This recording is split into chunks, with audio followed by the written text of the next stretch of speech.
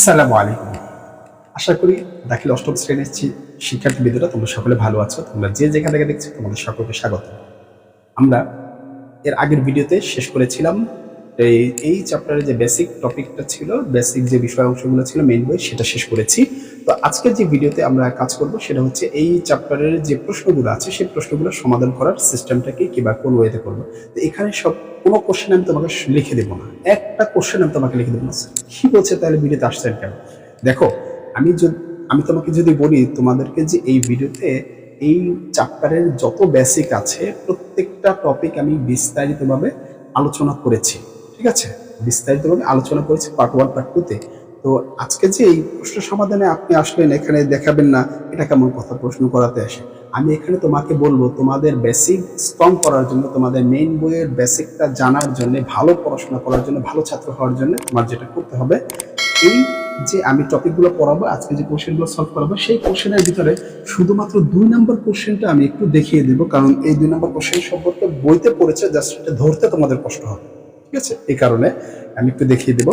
তো এখানে যে কোশ্চেনটা আছে, 4টা কোশ্চেন তোমাদের বইয়ের, সেই তাদরিবাতে তুমি বা অনুশীলনীতে সেটা দেখো। 1 নম্বর কোশ্চেন যেটা যদি দেখো, সেই কোশ্চেনটা বুঝতে হলে তোমাকে যেটা করতে হবে, আমার কাজ হচ্ছে তোমাদেরকে স্ট্রং করে তোলা।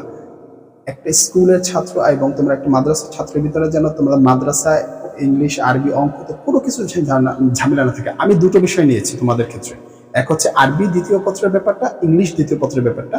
আমি আরবিটা কভার করে তারপর ইংলিশটা আমি কভার ধরবো, ঠিক আছে? তোমাদের ইংলিশ এবং আরবি, মাদ্রাসার ছাত্র যারা আছে, তোমাদের ইংলিশ এবং আরবিতে যেন কোনো সমস্যা না থাকে, এই 2টো বিষয় সে ব্যাপারে কাজ করবো, ঠিক আছে?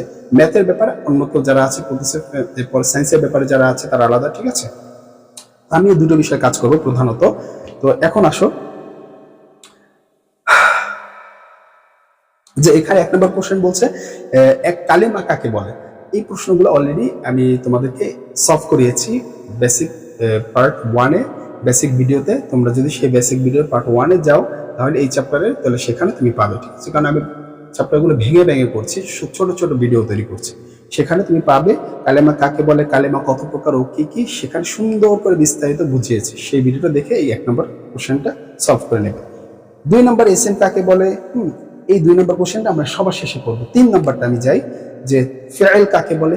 এই এর আগের ভিডিওতে কমপ্লিট করেছি যে ফেল কাকে বলে, কি না কি উদাহরণ সহ লেখো, সেগুলো দেখিয়েছি।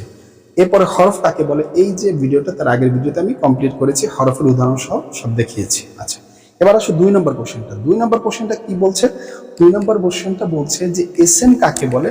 অলরেডি আমরা এটা সলভ করেছি বেসিক ক্লাসে, সেই বেসিক ক্লাস পার্ট 2 এ তোমরা এটা কমপ্লিট করবা দেখে। এরপরে তোমাকে এসএম কাকে বলার পরে কিছু উদাহরণ দিয়েছে, মানে কিছু জিনিস জানতে চেয়েছে। বলছে ব্যক্তি, বস্তু, দোষ ও গুণ সংক্রান্ত একটি করে এসএম এর উদাহরণ দাও। এটা তোমাদেরকে জানতে চাচ্ছে। স্যার এই জায়গাটা একটু ক্লিয়ার করেন, এই জায়গাটা আমরা বই খাতা ছাড়া একটু সহজে বুঝি। দেখো, তোমরা যদি একটু লক্ষ্য করো, বেসিক ভিডিওতে অনেকটা জিনিস পেয়েছো, ক্লাস 6-7 থেকে যারা পড়েছো পেয়েছো। এখানে আবার একটু কমপ্লিট করি, তারপর থাকতে পারে এইসব ক্লাসে আমাদের একটু সমস্যা থাকবেই। তো আসো 1 নম্বরে আমরা এটাকে সবচেয়ে ভালো যেটা সাজাবো, এই যে একটা বক্স করে নেব, এরকম একটা বক্স করে নেব 2 নম্বরের জন্য। এরকম একটা বক্স করব, যে এরকম একটা বক্স করি, এরকম একটা বক্স করি, এরকম একটা বক্স করি। এখন 1 নম্বরে লিখি ব্যক্তি,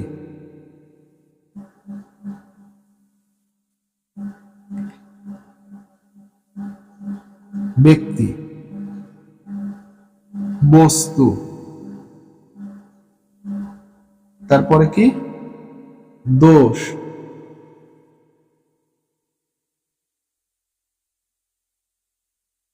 এরপরে কি গুণ।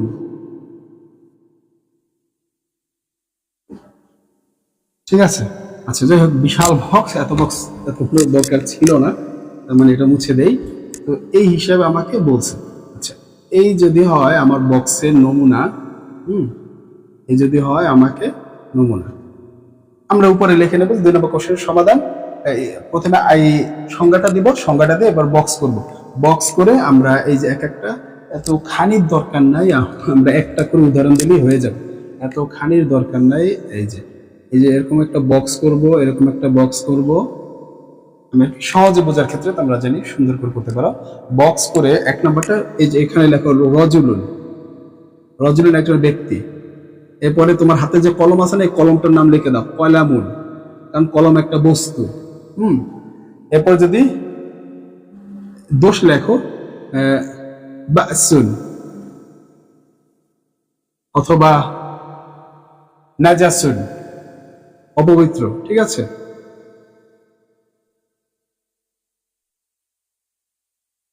নাজাসুন। এখানে তোমাকে বলে না যে কি ধরনের এসএম, যে কোনো এসএম হতে পারে, ইসমে জামেদ হতে পারে, ইসমে মুশতাক হতে পারে। এখানে লেখো নাজাসুন, নাজাসুন। আচ্ছা, এরপরে কি লিখতে পারো? বুন, খায়রুন লিখতে পারো, বা মুআদ্দাবুন, মুআদ্দাবুন। এই যে ক্লিয়ার, কোশ্চেন সলভ। এত কঠিন কিছু ছিল না, এটাই হচ্ছে তোমার ব্যাপার। তো আশা করি এখানে ব্যাপারটা বুঝছো। এটা ছিল আলিফ নাম্বারে। বা নাম্বারে একটা বলেছে নিচের অনুচ্ছেদটি পড়ো এবং তা থেকে এসএম ফেইল হরফের আলামত বের করো। নিচে এটা বের করো। এটা তোমাদের মেইন বইতে হয়তো যে এই আরবি প্রথম পত্র, সেখান থেকে একটা গল্পের মেন অংশ আসিমাতুনা ঢাকা, দেখো এখান থেকে যে যেগুলো আছে সেগুলো বের করতে, এবং বাড়ির কাজ তোমাকে দিয়ে দিচ্ছে। তো এখান থেকে আমি তোমাদের যে ব্যাপারটা একটু বের করে দিব, সেটা চলো একটু বের করে দেই। একটু বের করে দেই। চারটা কোশ্চেন কিন্তু আমাদের সলভ। এক নম্বরও আমি বলেছি ভিডিওতে পাবা, 2 নম্বরও ভিডিওতে পাবা, 3 নম্বরও ভিডিওতে পাবা, 4 নম্বরও ভিডিওতে পাবা। বেসিক ভিডিওগুলোতে ওখানে দেখলে এইগুলো সলভ হবে। আমি এগুলো কেন দেখতে বলছি, যাতে তোমাদের ভিডিও মানে বেসিকটা যেন স্ট্রং হয়, মেইন বইয়ের সম্পর্কে ধারণাটা যেন একেবারে ক্লিয়ার থাকে এই ভিডিওগুলো যদি দেখো। ঠিক আছে, এই কারণে আমি বলছি। তো আসলে এবং এখানে একটু ঝামেলা ছিল, সেটাকে কমপ্লিট করে দিলাম 2 এর ভিতরে যে এসএম কাকে বলে। ঠিক আছে, পরবর্তী যে ব্যাপারটা সেটা আমি এখানে কমপ্লিট করলাম। আসলে এবার বা অংশে যে স্যার আরেকটা বিষয় আছে, বা অংশে বলা আছে যে নিচের অংশে পড়ে সেখানে ইসম ফাইল বের করতে বলছে। আচ্ছা, এটা হচ্ছে বা অংশ। বা অংশ, বা অংশ এখানে বলছে আসিমাতুনা ঢাকা। এখানে আসিমুন। এখন শব্দে শব্দে যদি ভাঙো, এখানে শব্দে আসিমাতু না, এই যে আসিমাতু, আসিমাতু এটা একটা হচ্ছে ইসেম, না একটা ফেইল, মানে না একটা হরফ, না একটা কি হরফ। একটু আগে জানলাম আসিমাতুনার ভিতরে না হচ্ছে হরফ, আর আসিমাতুনা আসিমাতু, আসিমাতু, আসিমাতু এতটুকু হচ্ছে কি ইসেম। এরপরে তোমার ঢাকা, ঢাকা একটা এসএম। ঠিক আছে, ঢাকা, ঢাকা একটা এসএম। ইসমুহা, ইসমুন একটা এসএম, হাও একটা এসএম। এই ইসমুনের ভিতরে কি কি আছে? দুটো এসএম আছে, এসএম ইসমুন। আর কি ধারাবাহিকভাবে আমি লিখি, ইসমুন একটা এসএম, তোমাদের একেবারে যোগ্য বানানোর চেষ্টা করছি। আর এই যে হাটা আছে, এই হাটা একটা দমির বা ইসেম, দমিরও একটা ইসেম। আল কদিম, এই যে এখানে কদিমটা দেখতেছো, কদিমটাও একটা ইসেম। কদিমটাও কি সব লিখে দিচ্ছি না, আমি মুখে বলে দিই। ঠিক আছে, যেগুলো একটু জটিল সেগুলো ভেঙে দেই। কদিম সেটা একটা ইসেম।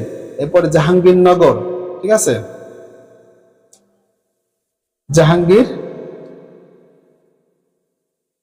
জাহাঙ্গীরনগর এই পুরাটাই একটা এসএম।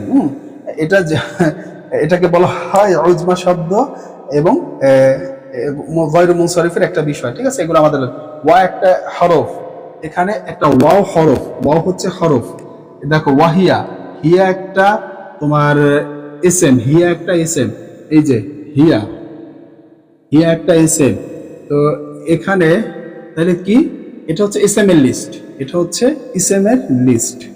এটা হচ্ছে উপরেরটা হচ্ছে এসএম এর লিস্ট, দ্বিতীয়টা হচ্ছে হরফের লিস্ট।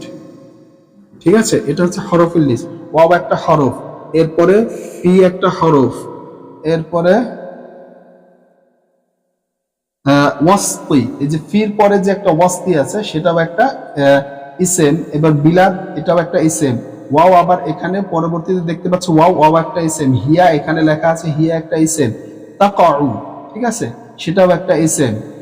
এরপরে আলা, আলা একটা হরফ, আলা একটা হরফ, আলা একটা হরফ, যেগুলো নতুন সেগুলো রেখে দিচ্ছি আর বাকিগুলো মুখে বলে দিচ্ছি, তোমরা বই ধরে ধরে মিলিয়ে নাও। সাতি, সাতিও একটা ইসেম, তারপরে নাহরি একটা ইসেম, বুড়ি গঙ্গা এটাও একটা ইসেম, এরপরে হিয়া এটা একটা ইসেম, মাদিনাতুন এটা একটা ইসেম, কাবিরাতুন এটা একটা ইসেম, সিফাতের ইসেম, ঠিক আছে। এরপরে আসো মাসা হাতুহা, এবার মাসা হাতুহা তার প্রশস্ততা ওয়াসিআতুন সেটা একটা ইসেম, এবং মাসা হাতুহা সেটাও একটা ইসেম, সেখানে দুটো ইসেম আছে, ঠিক আছে। হা একটা ইসেম, এই যে এই হা, ঠিক আছে। মাসা হাতুহা মাসাহাতুন এটা একটা ইসেম, এরপরে মাসা হাতুহা এটা ইয়াহতাজু, এই যে এবার আসছে ফেল, এবার আসছে ফেআইল, এখান থেকে ফেআইলটা আসছে ইয়াহতাজু, ঠিক আছে নাকি? হ্যাঁ ইয়াহতাজু, কি ইয়াহতাজু, এই যে এটা হচ্ছে ফেআইল, ইয়াহতাজু এটা হচ্ছে ফেআইল। এরপরে ইহতাজুল ইন্তিকাল এটা একটা ইসেম, এরপর মিন একটা হরফ, এই যে এটা হচ্ছে আবার হরফ, এটা একটা হরফ, ঠিক আছে।